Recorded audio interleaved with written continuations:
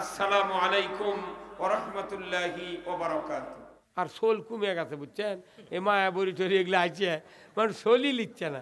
আমার বাপের 11টা সন্তান, আর একটা একটা করে হয়, আরে দুই একটা হলে এটা ভিটে ঘুঘু দেখবি তাড়াতাড়ি।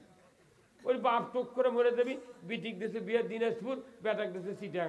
এখন মাও করছে, বাবা আমি কি করবো, মা তুই এই চাই তো বাড়ি ঘর যা হয় হোক, মাটির বাড়ি ফাটিয়ে পড়ে গেছে, করির গাছের বিচি পড়ছে, পকি খায়া ওটার গাছ উঠেছে, পরে 10 বছর পর ঘুঘু ডাকছে, ঘুঘু ঘু।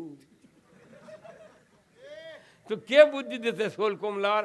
কমপক্ষে 10-12টা করে সোল হওয়া লাগবে, যাই চেয়ারম্যানের দাঁড়াবি এর 13টা সোল হওয়া লাগবে, চেয়ারম্যানের দাঁড়ালে 13টা সোল হওয়া লাগবে, 9 ওয়ার্ডে 9টা বেটা বেটি বিয়ে দেওয়া লাগবে, আর গাঁৱত দেওয়া লাগবে 2টা, আর সাথে থাকবে একটা।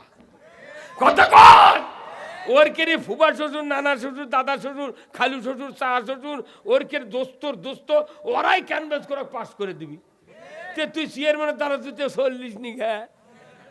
কথা কর, এই ধনী মানুষগুলো আল্লাহ তুই শক্তি দিয়েছে, ওনাদের গায়ের 12 আনা লোক ওনাদের সাপোর্ট, আর গরিব মানুষ যদি ইসলামের কথা কয় ও কি সকলে লেগে পেটি। এই তুগুলো কে পরামর্শ দিতে লো থাক, হ্যাঁ বুধু মারতে বার করে দে তোরা। কথা কর দেখা, এটা বুঝবি মোড়ে মোলে বুঝবি। আল্লাহ তাআলা রসুল বলছেন যে আন আকিমুদ্দিন ওয়ালা তাতাফাররাকু ফিহি, তোমরা ইসলাম বিজয় করো। আল্লাহর কথা রসুলের মুখ দিয়ে আমাদের জন্য বলে দিয়ে গেছেন, তোমরা ইসলাম বিজয় করো, এ ব্যাপারে মতপার্থক্য করিও না। যখন আল্লাহু আকবার, ইসলাম যদি বিজয় হয়ে যেত, এই হাফিজি মাদ্রাসায় ভিক্ষা করা লাগতো না। এই ছাত্র তাদের পায়ের নিচে ফেরেশতা পাখা বিছে দেয়, সেই ছাত্র দিয়ে গায়ে গায়ে থেকে ধান আদায় করে মসজিদ মাদ্রাসা চালার লাগে। কথা ঠিক কিনা? কত বড় নির্লজ্জ কাজ। আর ইসলাম বিজয় হলে এই মাদ্রাসার ছাত্র পৃথিবীর ভিতরে সবচেয়ে ভালো ইমানদার, সবচেয়ে দামি লোক হলো যারা কোরআনের তলবে এলেম। ধরে কোন সুবহানাল্লাহ। আমার আল্লাহ বলেছেন, ইন্নাল্লাযীনা আমানু ওয়া আমিলুস সলিহাতি উলাইকা হুম খায়রুল বারিয়া, যারা সৃষ্টির ভেতরে সেরা তারাই, যারা ঈমান আছে, ভালো ভালো কাজ করে, এরাই হলো সৃষ্টির সেরা। জয় কন্যা মারহাবা। এই মাদ্রাসার ছাত্ররা এত দামি, যাদের পায়ের নিচে ফেরেশতা পাকা বিছিয়ে দেয়। একজন হাফেজ যদি হালালকে হালাল জানে, হারামকে হারাম জানে, কিয়ামতের দিন 10 জন ব্যক্তিকে সুপারিশ করে আল্লাহর জান্নাতে দিবে। জোরে কন্যা আমিন। আপনার একটা সন্তান, আপনার একটা নাতি, আপনার একটা বংশের বেটা যদি আল্লাহর নবীর ঘর মাদ্রাসার হাফেজ হয়, আলিম হয়, আপনার বংশে 100 বছর পর্যন্ত যদি আলেম থাকে, ওই আলেমের দ্বারা যত জানাজা হবে, যত দোয়া হবে, আল্লাহর দরবারে কবুল আর মঞ্জুর হয়ে যাবে।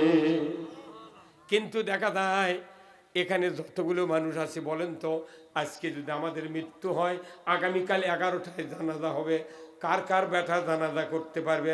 না হাত তুলে দেখান তো, না দেখি।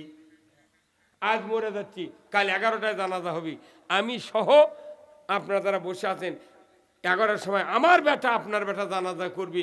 ইনকা বাপ কয়টা আছে? হাত তোলেন তো। 1 2 3। তোর আমার বেটা হচ্ছে মরদে আছে রে। এই 9 জন মানুষের হাত উঠেছে। প্রত্যেকটা বাবার দায়িত্ব একটা বেটাকে আলেম বানান, হাফেজ বানান, মোত্তাকি বানান। প্রত্যেক বাবা মার জন্য একটা আয়াতি আল্লাহ নাযিল করে দিয়ে বলছেন, পিতামাতা তোমরা রাত্রে দোয়া করো আমার দরবারে, আমি তোমাদের দোয়া কবুল করব। সেই দোয়াটা হলো, রব্বানা হাব লানা মিন আজওয়াজিনা ওয়া যুররিয়াতিনা কুররাতা আয়ুনি ওয়াজআলনা লিল মুত্তাকিনা ইমামা। আমার আল্লাহ বলছেন, ও দুনিয়ার পিতামাতা, তোমরা দোয়া করো আমার কাছে, হে রব, আমাদের সন্তান সন্ততি আত্মীয় স্বজনকে তুমি হেদায়েতের রাস্তায় উঠাও, আর আমার একটা সন্তান বা যে সন্তানগুলি তুমি আমাকে দান করেছো তাদেরকে মুত্তাকিদের ইমাম বানাও। দুনিয়ার কোনো পিতার সন্তান যদি ইমাম হয়, আলিম হয়, হাফেজ হয়, ওই সন্তানের দিকে যদি বাবা তাকায়, চক্ষুটা জুড়িয়ে যায়। কি কথা ঠিক কিনা? এরা বাপ দোয়া করার, এই দোয়াটা কোরআন শরীফ পড়ে মুখস্থ করা লাগবে না হুজুরের থেকে লেখা লওয়া লাগবে? কয়জন বাপ এই দোয়া করে ভাই? দোয়া করার কেউ আছে? কেউ নেই। আমি দেখেছি এই মাদ্রাসার যে ছাত্র তৈরি হচ্ছে, একটা ছেলে এই ছাত্র আপনি হাফেজ বানাবেন। আল্লাহ রসুল বলছেন মৃত্যুর সময় শয়তান ডান দিকে বসে বাবার সুরত ধরে, মায়ের সুরত ধরে শয়তান বাম দিকে বসে।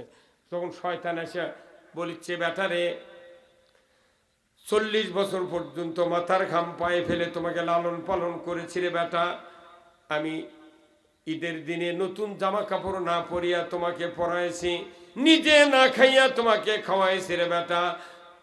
জমিন থেকে পাতার থেকে যখন এসেছি তোমার মা বলেছিল আমার সন্তান অসুস্থতা, আমি গোসল করি নাই, ভাত খাই নাই, ডাক্তারের ব্যবস্থা করেছি রে বেটা। আমি মৃত্যুর সময় ইহুদি ধর্ম গ্রহণ করে মারা গেছি, তুমি ইহুদি হইয়া মরো, তোমার ভালো হবে। মায়ের সুরত ধরে শয়তান বলবে, বেটারে 10 মাস 10 দিন উদরে ধারণ করেছিলাম, আমি রক্তাক্ত অবস্থায় ভূমিষ্ঠ করেছিলাম রে বেটা। রে বেটা 2.5 বছর দুগ্ধ পান করিয়েছি, 5 বছর মেথরে কাজ করেছি রে বেটা। কঠিন শীতের ভিতরে বিছানা প্রস্রাব করে ভিজিয়ে দিয়েছিলে, আমি তোমাকে সারা রাত কলিজার পরে করে রেখে শান্তি দিয়েছি রে বেটা। আমি মরণের সময় নাসারা ধর্ম গ্রহণ করে মারা গেছি, তুমি নাসারা হইয়া মরো, তোমার ভালো হবে। বলুন তো এই দুই দিকের দুই শয়তানের কথা কি শোনা যাবে? ধরে কোন যাবে? আমার নবী বলেছেন ওই সময় যদি একটা সন্তান আপনার হাফেজে কোরআন আলিম বেটা যদি থাকে, সে যদি ওযু করে কোরআন শরীফের সূরা ইয়াসিন হৃৎপিণ্ড এই কোরআনের সূরা ইয়াসিন যদি তেলাওয়াত করে, বিসমিল্লাহির রহমানির রহিম ইয়াসিন ওয়াল কোরআনিল হাকিম, এইভাবে তেলাওয়াত যখন শুরু হয়ে যাবে, নবীজি বলেছেন মানুষের মৃত্যুর সময় জবান বন্ধ হতে পারে কিন্তু কানের শ্রবণ শক্তি রহিত হয় না, কলিজার অনুধাবন শক্তি রহিত হয় না। ওই সময় ওই বাবা সন্তানের মুখের কোরআন তেলাওয়াত শোনা মাত্রই অন্তর দিয়ে বুঝবে এই তো আমার সেই সন্তান, যাকে আমি মাথায় করে টোপলা নিয়ে কাঁধে করে ব্যাগ নিয়ে ওই ইটাপুকুর মাদ্রাসায় রেখে এসেছিলাম, 3-4 বছরের ভেতরে হাফেজ হয়েছিল, এই সন্তানটা আমাকে কোরআন শোনাচ্ছে। আর সাথে সাথে এই শয়তান দুটা সাথে সাথে ভাগিয়ে যাবে। জোরে কন্যা মারহাবা। কোরআন যদি পড়ার মতো সন্তান যদি না থাকে, মসজিদের ইমাম মাদ্রাসার হুজুরকে ডেকে আনতে গিয়া যদি ছেলে দেখে ওই হুজুর জমির ভেতরে আলু তুলবার গেছে, না হয় ধানে সার দেবার গেছে, ওই হুজুরক ডেকে আনে কোরআন শরীফ হাতত দিয়া পড়াতে পড়াতে এই দিক আজরাইল জানলে মহাদেবপুর পার হতে লাভ কি? কি লাভ? কোরআন শরীফ যদি মৃত্যুর সময় শোনেন, আল্লাহ আপনাকে মুসলমান হয় মৃত্যুবরণ করার সুযোগ দিবে। যখন আল্লাহু আকবার। এখন এই সন্তান যদি না থাকে তাহলে কষ্ট নয় ভাই? কোন কষ্ট নয়? আচ্ছা, এই যে আপনাকে এই উপজেলার ফায়ার সার্ভিসের অফিস আছে এই মহাদেবপুর, ফায়ার সার্ভিসের অফিস, যখন এই মহাদেবপুর একটা জায়গাতে আগুন লাগিয়েছে, আগুন লাগা দেখে সরকার যদি অফিসার নিয়োগ দিল হয়নি, অফিস করলো হয়নি, তাহলে এই দেশ পুরে শেষ হয়ে গেল না?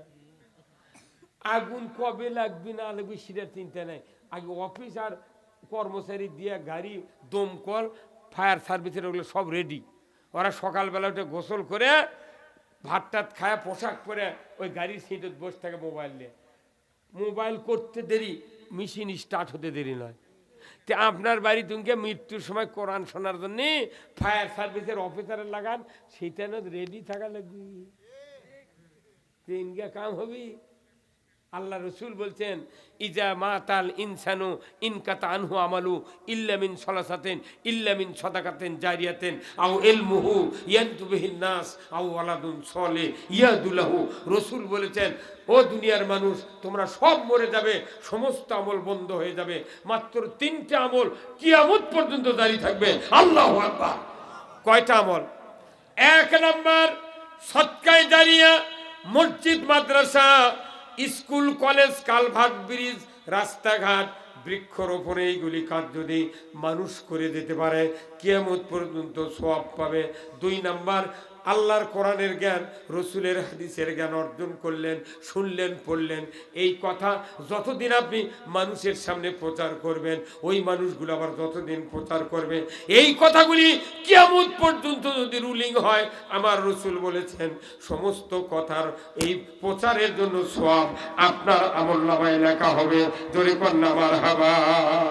3 নাম্বার, আউ ওয়ালাদুন সলিয়াদুলাহু, নেক সন্তান যদি কেউ তৈরি করেন, হাফেজ আলেম বেটা যদি চরিত্রবান নামাজি মুত্তাকি বেটা তৈরি করেন, আমার রসুল বলেছেন একটা সন্তান যদি ভালো হয়, সাথে সাথে তার 2টা হাত ভালো হয়। জোরে কন্যা মারহাবা।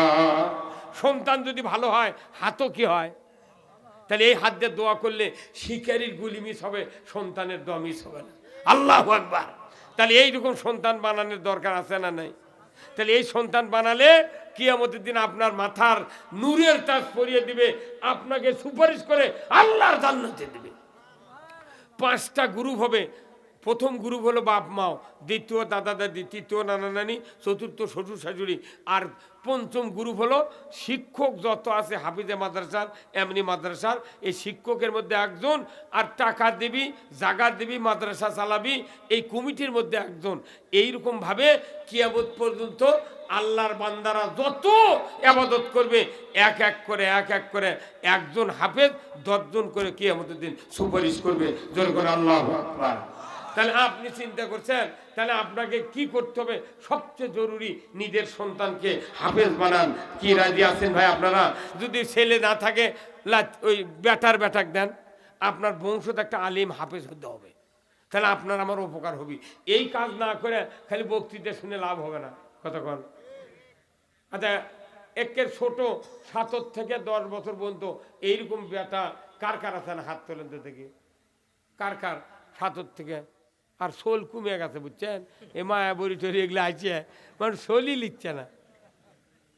আমার বাপের 11টা সন্তান, আর একটা করে হয়। আরে 2-1টা হলে এটা ভিটে ঘুঘু দেখবি, তা ওই বাপ টুক করে মরে দেবি। বিটিক দেশে বিয়ে দিনাজপুর, বেটাক দেশে চিটাং। এখন মাও করছে, আমি কি করবো? মা তুই এই চাই তো বাড়ি ঘর যা হয় হোক, মাটির বাড়ি ফাটিয়ে পড়ে গেছে, করির গাছের বিচি পড়ছে, ফকি খায়া ওটার গাছ উঠেছে। পরে 10 বছর পর ঘুঘু ডাকছে, ঘুঘু ঘু। তো কে বুদ্ধি দিতে? শোল কমলার কমপক্ষে 10-12টা করে শোল হওয়া লাগবে। যাই চেয়ারম্যানের দাঁড়াবি, এর 13টা শোল হওয়া লাগবে। চেয়ারম্যানের দাঁড়ালে 13টা শোল হওয়া লাগবে। 9 ওয়ার্ডে 9টা বেটা বেটি বিয়ে দেওয়া লাগবে, আর গাঁৱত দেওয়া লাগবে 2টা, আর সাথে থাকবে একটা। কতক্ষণ? ওর কেরে ফুবা শ্বশুর, নানা শ্বশুর, দাদা শ্বশুর, খালু শ্বশুর, চা শ্বশুর, ওর কের দোস্ত, ওরাই ক্যানভাস করে পাস করে দিবি। তুই চেয়ারম্যানের দ্বারা তুই 40 নি গা। কতক্ষণ? এই জন্য রসুল বলছেন কিয়ামতের ময়দানে যারা বেশি উম্মত নিয়ে হাসরের মাঝে হাজির হবে, তাদেরকে নবী ধন্যবাদ দেবে। আল্লাহু আকবার। এই জন্য আসুন, আজকের এই কোরআনের মাদ্রাসা 35 বছর বয়স। কয় বছর?